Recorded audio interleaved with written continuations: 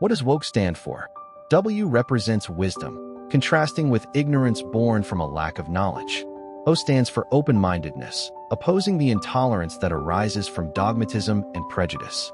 K signifies kindness, in contrast to the meanness that stems from the intent to inflict pain. E embodies empathy, standing against the heartlessness that comes from disregarding others' feelings.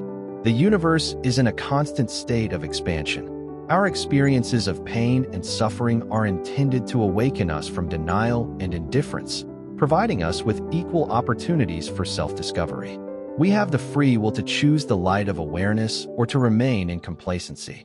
While light ultimately triumphs over darkness, to get to the light we must first confront, acknowledge, and experience the darkness to facilitate healing. We are witnessing significant corruption and chaos as a necessary part of our journey toward healing. These issues have been obscured by denial, and that's why education and media are often the first targets of oppressive regimes to keep people uninformed.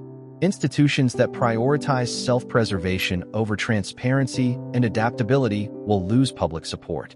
The long-standing practices of maintaining power through deceit, control, and greed are being revealed, enabling us to recognize them and foster transformative change.